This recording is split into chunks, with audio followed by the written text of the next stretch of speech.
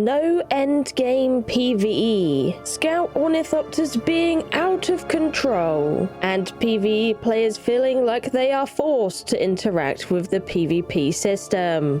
These are all problems that have been shouted about in the Dune Awakening community, and today Joel has released a statement going over the updates coming to Dune Awakening that will change this narrative. It's an insanely good post, many solutions to people's problems. Let's get straight into it. Hello sleepers, extremely uncaffeinated Kaya here. Let's get straight into this newsletter. So we got hello sleepers. I wanted to write something that acknowledges and addresses the comments around the endgame of Dune Awakening, while providing context for what we were also attempting. So what they're saying here is that they want PvE players to be able to play the endgame and have access to that content. Now they do say our goal is not to force PvE players to interact with the PvP system. I don't know if I quite buy that one, because they have been really encouraging PvE players to go out and try the system at least, or dip their toes in and see how it goes. And I don't think there's anything wrong with that, but yeah, that's what happens.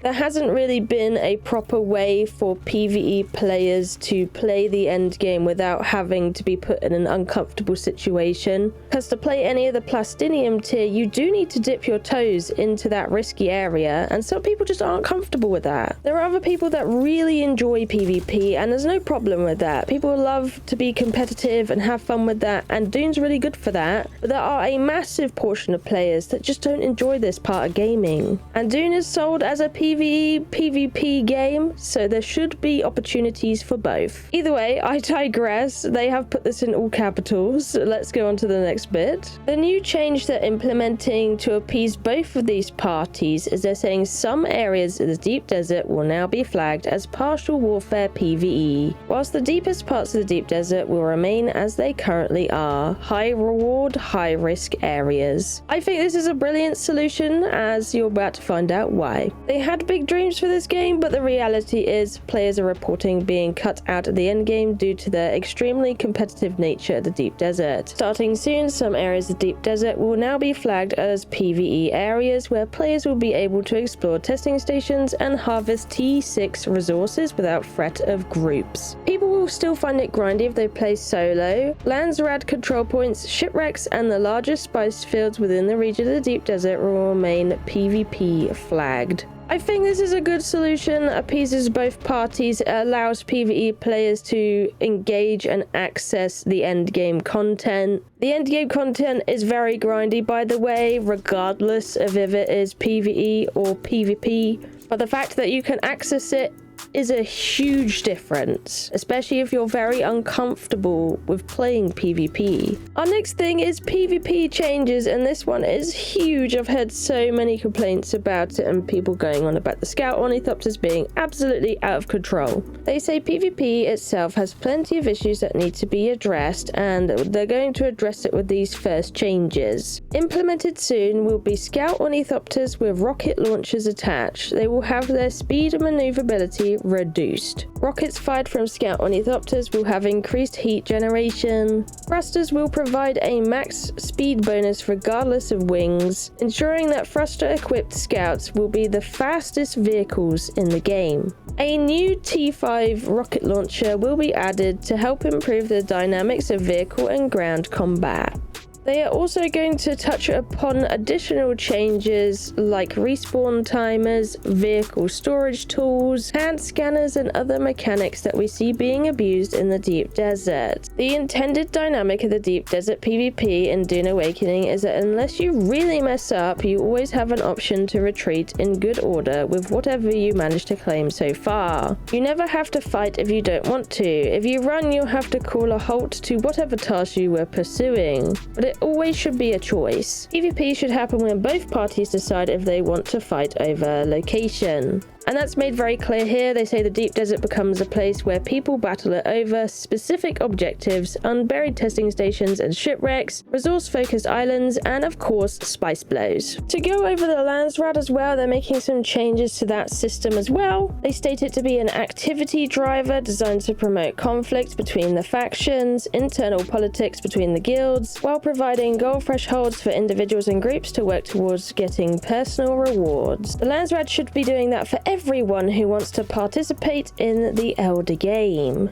be they a PvEer or a PvPer. It should be giving you things to do every day and every week. They say that the activities that the Landsraad asks you to do will become more varied as we flesh out the world with more content and activities. The Landsraad is an umbrella for all endgame activities. They're saying more dungeons with bosses that drop endgame loot, more contracts that require specific tasks to be undertaken, more specialized delivery tasks that include components that cannot be stockpiled. If we ever add raids to the game, there will be a task on the Landsraad to complete those raids. It is a framework that holds the endgame activities in place. Personally, I think raids would be absolutely sick in Dune Awakening, and they would definitely have a place within it.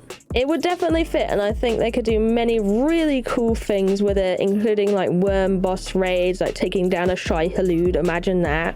I think more on the practical side, they would probably not be doing that though, because they want him to always stay as the big bad. But there could be many ways you could spin a raid with some really cool mechanics in the Dune universe. They also say we will keep adding endgame activities and more PvE content to the game going forward, both free and paid content in the form of DLCs and expansions. We are addressing some key flaws in the Landsraad's design, the inability to hand in items after a square is completed, and how rapid the squares are being turned in. Stockpiling is currently rewarded, but that is not our intention for the system, and we will make some changes to address it the best we can. Landsraad rewards are supposed to reflect the endgame tiers of progression. This includes the vendors, which can be unlocked for an entire faction, but they acknowledge that this isn't exactly in the right place. The Landsraad will be updated to provide micro rewards for solo and small group players. They thank everyone for listening and apologize for the confusion. And that is a letter written by Joel, and you can read the whole thing in the description down below. But those are the most important parts of it, and I've kind of broken it down for you a bit there. To be fair, reading through this and from what I've seen in the comments on the forums, just everywhere, I think this is a really, really good solution that appeases both parties. I am glad they are moving on this to provide PvE players with some form of endgame content that does not make them uncomfortable. I also do think it's good to try out the deep desert and have a look around, but I know that can be really uncomfortable as well, especially if you're just not into that with gaming. Some people just want to game and have a chill time. They don't want a competition. And the deep desert is really cool, and I think it would be a shame if a massive portion of the player base could not access that. So I think this is an extremely cool solution, and I am really glad they're taking this approach in such a timely manner. I know it's not what they wanted quite in their dreams, but I think it's the most practical solution, because what I would have said the end game for PvE was right now is the end of Act 2. That's the kind of end point you can enjoy without having to access any of the PvP areas, if that's what you don't want to do. So I'm glad now people will be able to play more of the deep desert and enjoy it, because it is insanely cool and should definitely be explored. I really love it. I think it's awesome. So I'm glad they're making this more accessible. Either way, that is the newsletter. I hope you enjoyed it. Let me know what your thoughts are in the comments down below. I'm interested to hear your opinion on the matter. Either way, thank you for watching. I love you, and I'll see you in the next one. Bye bye.